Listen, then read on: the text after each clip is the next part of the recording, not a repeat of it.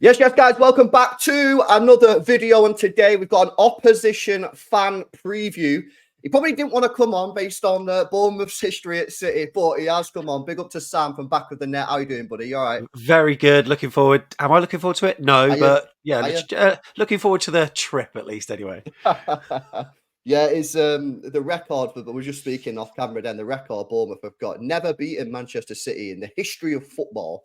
I know Which is in fact two draws you got, which I think I checked before. Actually, I think it was 99 or 89, something like yeah, that. Division Two we were in. that's Two right. draws we got. Yeah, the record is why in fact, why do you think the record is so bad? Because you have been in the Premier League like quite a lot recently. So why have you? And it's always, especially at the Etihad, usually Mm. the big scores. What is it that Bournemouth are doing that they're just constantly taking 4-5-0 hits? It's difficult. I think a lot of those games were when Eddie Howe was boss of the Premier League, of course, and Mm, we stuck to our style that worked throughout the leagues, including the Championship, where we romped home really. I think that in the Premier League, he didn't really know any other way to play other than attacking football. But when you've got technical quality like Man City and a number of top teams have got, then you're going to get found out. Sometimes it works. Other times it just doesn't. And that record there, I mean, that looks absolutely horrendous. We ran you close at our place. There you can see August 2017. That was when Raheem Sterling popped Sterling. up in like injury time to get the winner. That was when Charlie Deflected as well, Daniels wasn't for it? us scored that worldie. But Oh, what a goal! yeah, but other than that, though, it's usually been pretty convincing. I think, like you alluded to, the last draw, and I was there. It was at our place in '99. That was Yeah, 0-0, and yeah, that was the last point we managed to get against you, which is terrible.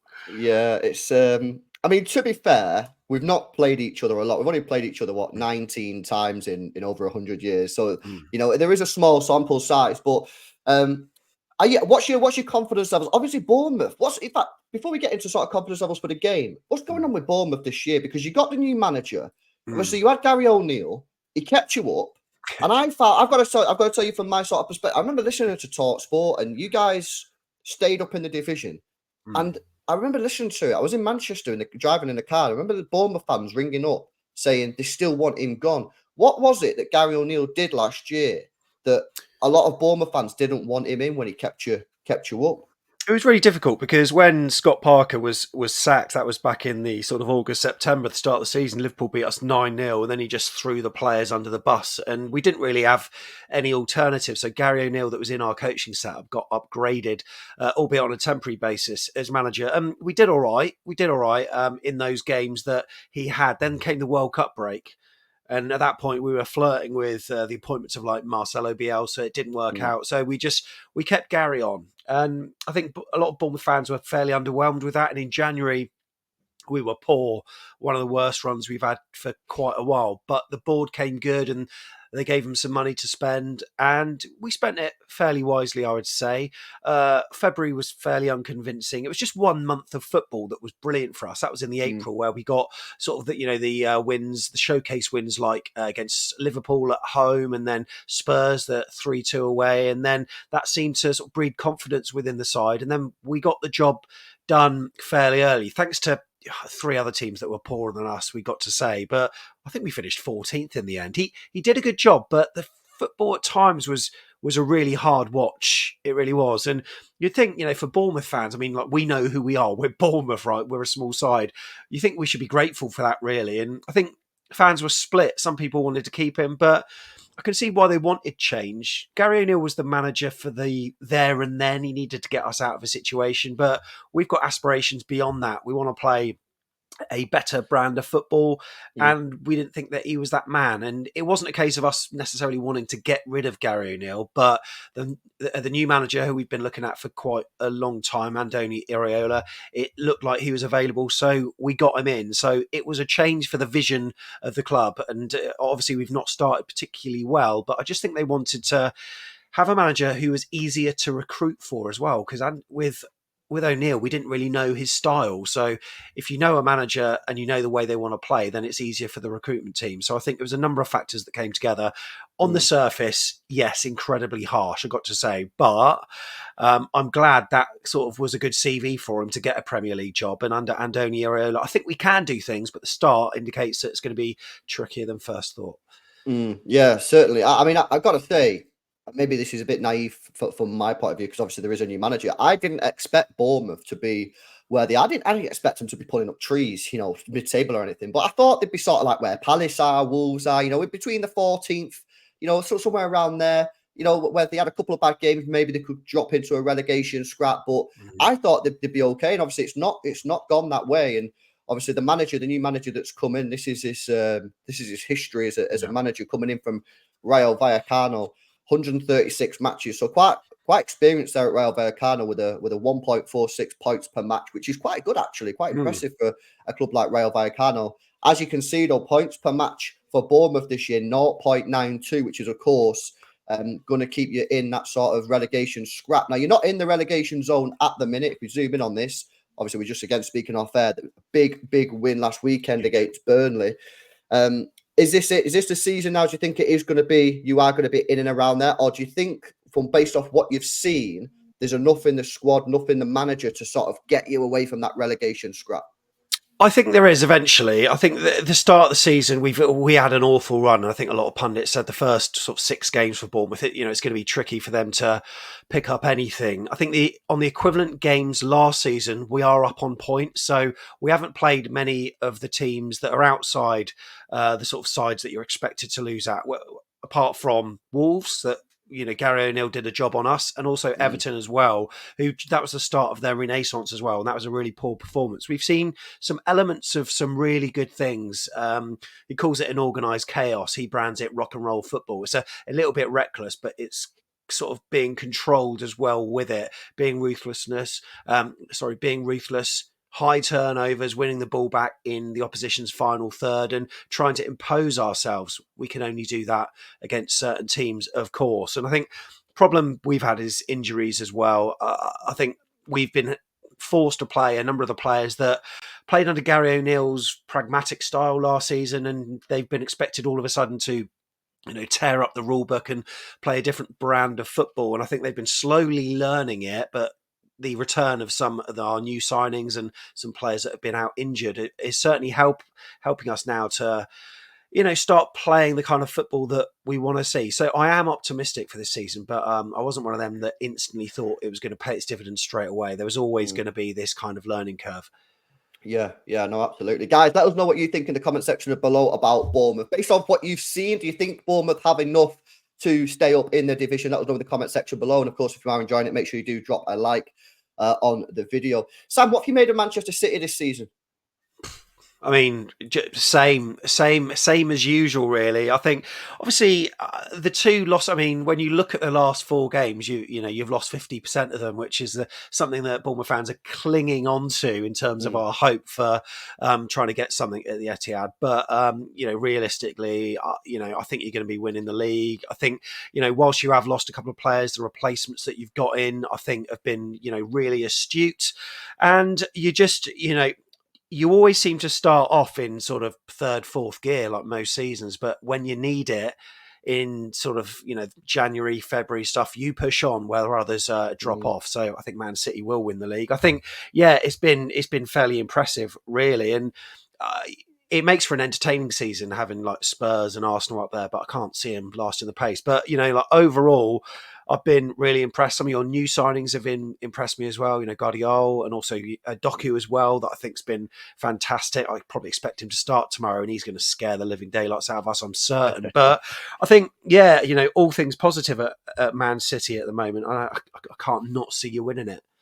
Yeah. I mean, I've got us winning the league again. I think, what do you buy into this? I'm hearing a lot of Arsenal fans in particular saying City have regressed too much to maybe win it again, or lack of motivation. We've won the league 3 times in a row. Maybe we'll take the foot off the gas. Do you buy into any of that? No, not really. I think, obviously you have got a maximum of 3 trophies that you can win domestically this season. But I think, Pep Guardiola is a driven manager. What is it? 5 titles in 7 since he's been here. I think it's absolutely phenomenal. And he's a manager that hates losing, and he's just got it inbuilt into his DNA. So, as soon as you drop the ball or take your eye off the ball, he's going to be the first person to want to put things right. And I think he prides himself on being regarded as, the number 1 football manager out there. So, I can't see it. I think there are some pretenders to the throne, like, Arsenal are probably kicking themselves for the way they ended last season. I think Spurs will probably drop off. I think, let the fans have their excitement now, because you might as well enjoy it when you're top of the league I agree. after 10 days. I Yeah. don't think they're going to keep up the pace, because not sure they've got the squad to cope, really. Arsenal, a little bit better. I think it's probably going to be you and Arsenal. But yeah, no, I just can't see it. I just, when it's inbuilt into the DNA like that and into the mindset of just a winning mentality, I don't think it'll go any other way. Yeah, no, I agree. I don't buy into this motivation thing at all. This is Pep Guardiola we're talking about. Mm, For me, the best manager of all time, but certainly, even if you don't subscribe to that, certainly up there with the yeah, best. And I don't believe he's gonna let the players take the foot off the gas. So yeah, I think we're gonna win the league again. And I think Rodri for us is very crucial. You mentioned the games that we lost. No surprise to me. The 3 games we lost, Rodri didn't play a single one. We don't seem to have an answer at the moment for Rodri when he's out of the squad. And I don't know what we do with that, because we can't buy a replacement because they won't play. mm, So that's a little bit of a tricky situation that we need to navigate around. He's probably our most important player for us, but mm. it's, I suppose, good problems to have.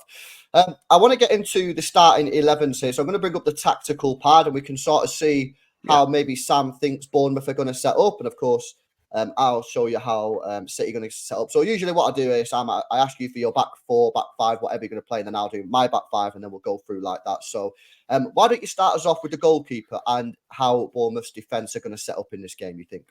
Okay, so Radu's going to start in goal. Neto has been, I don't think he's injured, but he's had a poor start to the season, really. And I think they decided to, give him a bit of time off. But apparently it's an ankle injury. But yeah, I think he's going to be starting in goal for us. And then Hmm. across the back, it'll be a sort of 4-2-3-1. So the 4 across the back will likely be Max Aarons at right back. Young Yeah. lad, signed him from Norwich, used to be linked with Bayern and Barcelona, but really good I remember. engine. I remember a lot, Sam. I remember people in my streams and videos saying when Hmm. we made me looking like a sort of an understudy for Kyle Walker. Kyle Walker, I think 33 now. We need to start thinking about who can come in after that. I remember a lot of people saying, should we look at someone like Max to come in? How's he done since he's come into Bournemouth? All right. Yeah, really good. He's a player that rarely puts in less than a sort of 7 out of 10. Yeah. I think he's a natural for that position. After we had Adam Smith for so many years, he's still in the squad now, Smith, and a good replacement still. But Mm. yeah, this is a new back 4, so he is sort of learning on the job. However, I think he's taken to it like a duck to water, really. So he's Mm. definitely shooing at right back, and then next to him will be Ilya Zabani, Ukrainian centre back who's tall. He imposes himself. He's still learning the Premier League. Played for Dynamo Kiev for a number of times, and always plays for Ukraine as well. Mm. Next to him, Chris Mepham, probably, who's Welsh international. I think he's cemented himself into that back 4. It would usually be Lloyd Kelly. However, Lloyd Kelly can also be a left-sided defender as well. So he's going to play left back. And recently he's being linked with moves to AC Milan. I think AC Milan. Spurs are interested as well. Mm. And he's a player that we signed from Bristol City, highly rated, very strong, very quick, very pacey. But he's probably going to be on the left side. You know what's funny? I've never seen him play, but I remember seeing a couple of tweets about him in the summer. And then, yeah, literally like this week, I've seen that AC Milan apparently are Mm. interested in him. So listen, if AC Milan come calling, then that's going to be difficult to keep him. What a historic club they are. So, Yeah. do we have any idea on the fee? If he did leave, do we have any idea on the He's fee? He's out of contract in the summer, so very, Ah, very little, if okay. not nothing at all. So yeah, sadly, I just hope that he continues to impress, knowing that he's in a shop window. The danger always is that performances might drop off, knowing he's got this interest. It's happened to us Mm, previously when players are out the door, but I don't think he's got that kind of mentality. So he's going to want to stay relevant, and he'll be putting yeah. in sort of no less than a 7 out of 10 each game. I'll be looking forward to seeing how he gets on then. Mm. Okay, let's turn our attention to the City back 4 now. He's got a lot of options here for this game, guys, because of course Akanji is back from his 1 match suspension, double yellow card recently, but that was obviously a 1 game, so he is back. Obviously Nathan Ake as well. Could he come back into the team? Listen, it's Pep Guardiola. I always say predicting a Pep Guardiola side is just ridiculously silly because it's so difficult. But for me, I'm traditional. I'd keep the back 4 exactly the same as it was against Manchester United. I think it's our best back 4. of Stones, Diaz, whereas Kyle Walker and Gvardiol. For me, guys, that's our best back four, in my opinion. I think that's the way to go. With the best respects in the world to Sam and Bournemouth, maybe you might look at this opposition. We are at home and think, could we rest Kyle Walker? He's played a lot of football. Maybe bring a Kanji back in. Might want to rest one of the other lads and bring Ake back in and get them. But if you're talking about the best defence, the best back four, in my opinion, this is it. This is the best back four we have at Manchester City. So, of course, we'll see John Stones inverting like that going into midfield, and we'll basically become a back three or back two, whatever, if Gvardiol decides to, if he gets bored and decides to wants to join the attackers. Sometimes he does. But yeah, for me, guys, that's our best back four. Like I say, he might change it. Akanji might come in. He might drop Walker, you know. I assume in this game, we're going to have a lot of possession. Maybe he'll want someone a little bit more comfortable on the ball, driving forward. And maybe that is Akanji over Walker. But if we're talking about the best back four, that is it.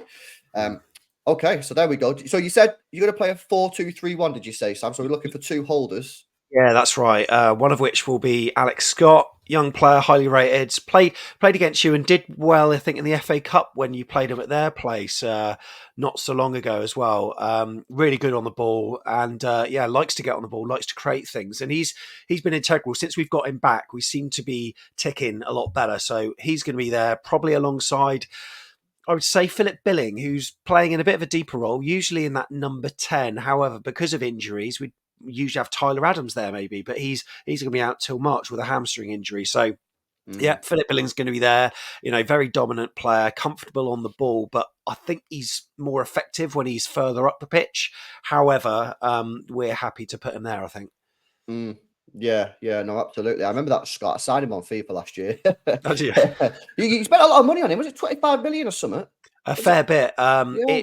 It was certainly up there. I mean, I can't remember how much it was now, but we signed him from Huddersfield, and they were just relegated at the time. And he comes in for a lot of sticks. He's got this very lazy demeanour. He sort of runs in a very pedestrian fashion. Looks like he's strolling around, but he does cover a lot of ground. And more importantly, he pops up with goals for us as well. So hoping he can notch one on Saturday. Probably won't, but we trust him in that position.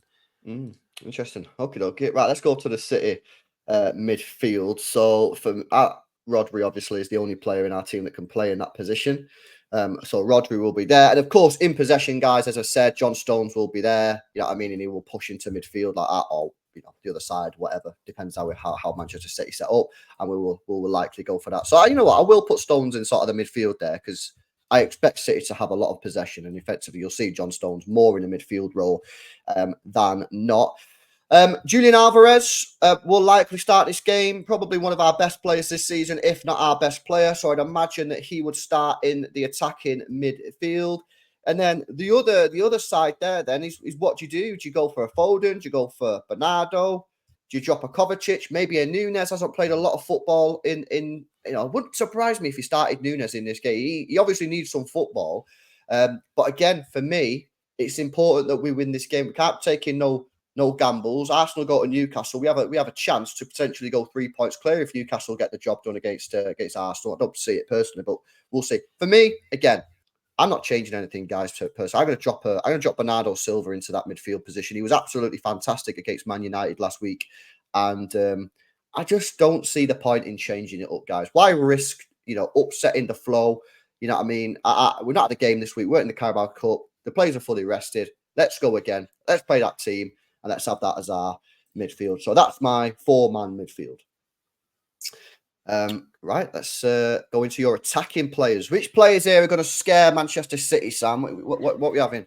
We'll do our best. I think it'll be Marcus Tavernier, probably on the right. He's popped up with some really crucial goals for us. There he is. There, he's a talented player. He's not the quickest, which is what I sort of get concerned by, plus especially when we play sort of Manchester City. I mean, I saw the Wolves game when they beat you, and obviously one of their strengths is Neto and the sheer pace that they had, and then Hwang on the other side. So that he's very good with his feet, but in terms of his speed, not quite quick. And I think you need those quick transitions if you're going to do anything, because it's going to have to be a counter-attacking game. So look, but sometimes he sort of makes up for it, with his head. So I think he's going to be on that right side. On the left side, Antoine Semenyo from Bristol City, that another that we signed from Bristol City. He's popped up with a couple of goals in the Premier League already, and then playing in that sort of number 10 role will be Ryan Christie, who's he'll be just behind. Well, we'll talk about who we're playing up front later, I'm sure. But Ryan Christie will be sitting just in front. He works so hard. My problem with him is just lack of numbers, lack of end product sometimes, but he runs his heart out, really good with a high press, and puts in a crunching tackle or two, but just need him to pop up and get a few more goals or assists, which is something he really lacks. He's probably going to be the player that once people start becoming fit again, he's probably going to be the player that misses out. Yeah, I'm looking at Christie's numbers here. 13 games so far, 1 goal, 1 assist. So as you say, highlighting there that he probably needs to improve that. Semenyo on the left-hand side looks like he's got 2 goals this season, no assists. Brooks, is he available for this game?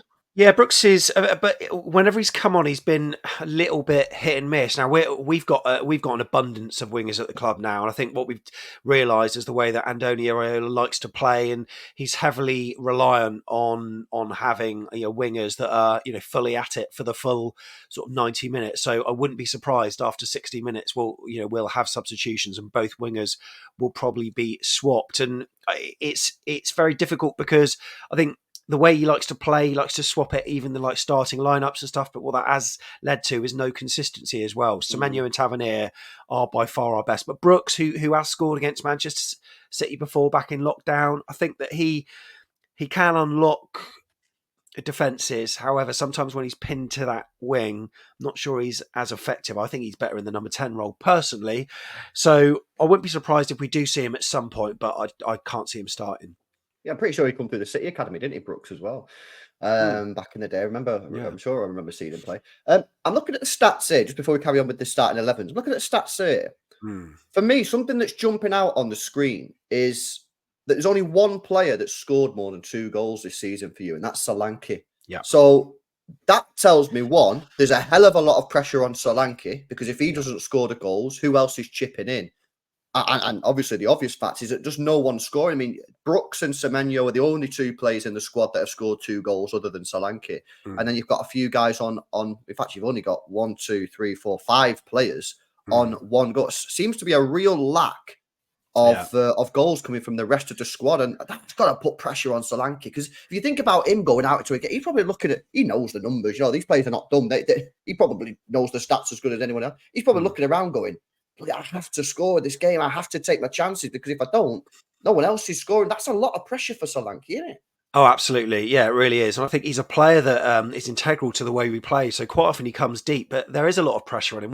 One thing we discussed on one of our shows the other day was that the fact that he doesn't actually even get that many chances in matches. So he's got to have a really high conversion rate. If, I expect he wants to be a 15 goal a striker, 15 goal a season striker, I'm sure. But he doesn't get that many chances as well. So, yeah, we are reliant on him completely, and we do need other people to chip in. I think the start of the season maybe has dictated that we haven't got many, goal scorers, given the very tough start that we had. But it's certainly in the games like, last week against Burnley, we should have been scoring more.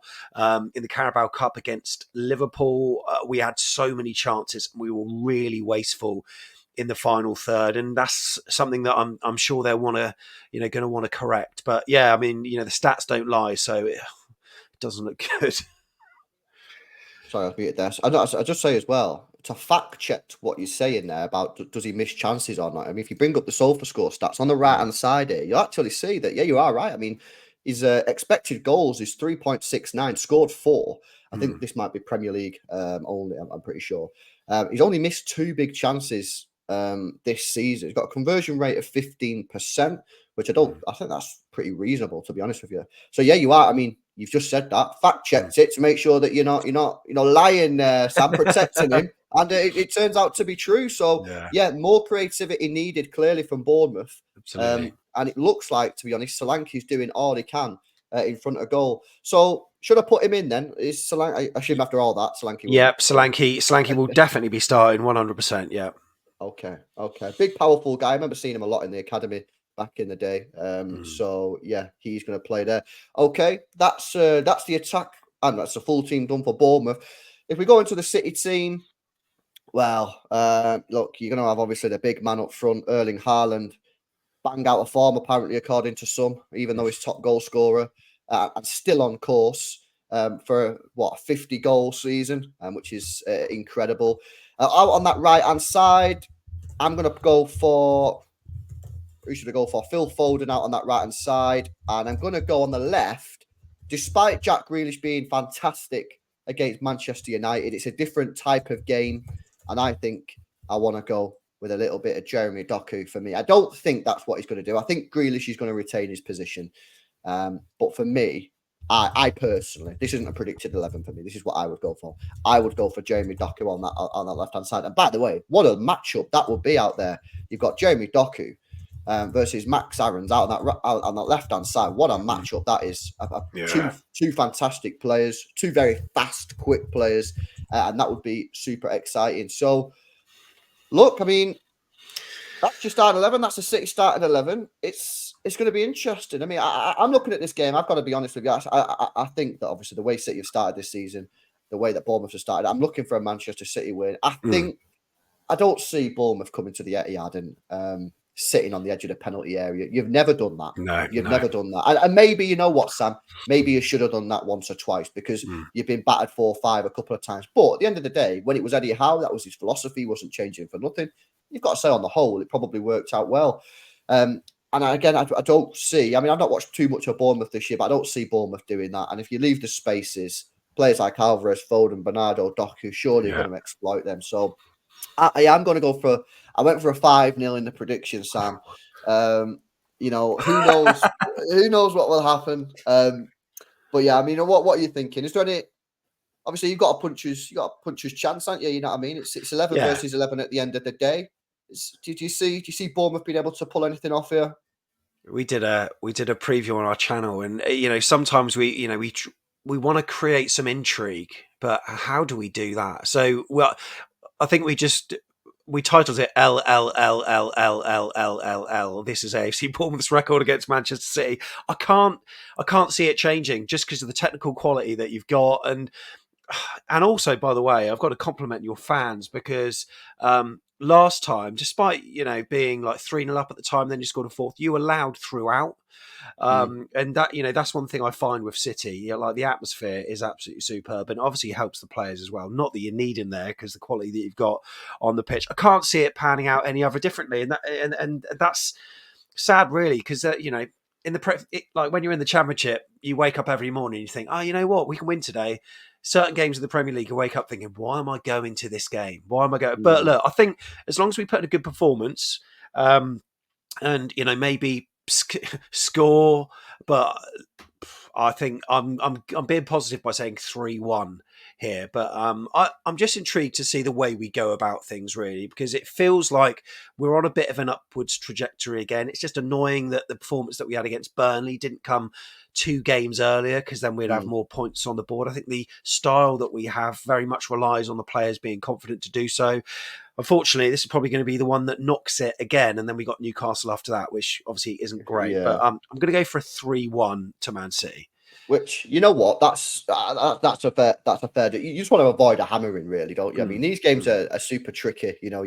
Obviously no one's giving Bournemouth a chance, really. Like I say, everyone's got a puncher's chance. It's 11 versus 11. You only need a dodgy red card going for one of our City players, and then you've got a chat. Who knows? Or maybe City just don't turn up. You know what I mean? Who knows? But I just think City now are going to kick into gear. You know what I mean? We've got all our players fit, other than Kevin De Bruyne. And I think hopefully we will get the win, and I'm looking forward to it. I think that that Wolves result was for the good of the Premier League, really, because I think it's important that that the big teams are susceptible on occasions. And look, I know I mean, the stats show that you absolutely battered them, and it was a bit of a hit and run from them, really. But it shows it can be done. So that's why we're all travelling up there in our numbers, because we know that maybe at some point that run has to end. Why can't it be on Saturday? But obviously we're travelling more in hope than expectation. But You can't have that. Yeah, I mean the Wolves game. They had one shot on target and scored 2 goals. Yeah, But yeah, hey, you know what I mean. Sometimes you need a stroke of luck, don't you? Let's have a look and see how it goes. I'm sure Bournemouth season is not gonna rely on this game. You know what I mean? This is yeah, one that everyone expects Manchester City to win. I'm hoping that City get the job done because, of course, Arsenal then go to Newcastle later on that yeah. evening, and Spurs don't play till Monday. So City win this game, we will be top of the league, even if it's just for a short period of time. And you know, arrogance is coming into it a little bit, but I always talk about goal difference, guys, and it's this part of the season that you need to be thinking about that. You know what I mean? If you look at City, we've not really won the league by a lot of points other than one time. You know, a lot of the time it is close. I always bang on about goal difference. Now is the time of the season to do it. If we managed to get 2-3 goals up in the first half, and Sam won't like to hear this, I want us to go for the kill in that second half. You know, I want us to build up that goal difference because who knows? Come the end of the season, it could come down to goal difference, and you could look back at this. You look at someone like Newcastle who put 8 past Sheffield United. I'm just saying, if the option's there, might not be. If the option's there, and we're battering them, you've got to go for it because at the moment goal difference is pretty level. But of course, the main thing is just to get the 3 points. So you guys have done a preview on your channel. So if City fans want to maybe go and check that out, obviously back of the net, is that where you're at? You do match vlogs or anything? Or is there anything that City fans can maybe tune into? We do fan cams outside the stadium with joyous Cherries fans after we scrape a 1-0 victory. No, it's not going to happen. And then match day vlog as well, and then we do a sort of second look on the Monday as well, where you can just absorb it and just look over what went right and what went wrong. Yeah, no, absolutely. All I'd say from my point of view when you're watching it is check that Guardiola out, mate. I honestly believe I've already said, and this will probably wind you up, but I already think he's a bargain. I know we paid £77 million, which is a hell of a lot of money. But I watch him play football, so honestly, I think he's absolutely fucking incredible. When we signed him from Germany, there was a load of journalists come out in Germany and said Manchester City have just signed one of the best centre halves there'll ever be. You know what I mean? And watch him play, the way he moves with the ball, the way he defends. He'll probably drop a stinker or not play now, but the way I think he's absolutely incredible. So check him out. I always say Haaland's movement is out of this world. Chef kiss. Other than that, best of luck to you. Yeah, I'll be tuning in. If you do the match vlog, I'll be tuning in to see how you get on. Maybe if we lose, I won't. But yeah, guys, listen, make sure you go check out Sam's channel, Back of the Net. I'll put the link in the description. Let us know your thoughts in the comments section below. How are you expecting this to get? Are you expecting it to go as history has told us? Maybe an easy game for City, get a couple of goals. Or are you predicting a bit of a tougher one? Make sure you drop a like on the video. Subscribe to the channel as well if you're new. I'll see you guys in the next one. See you later.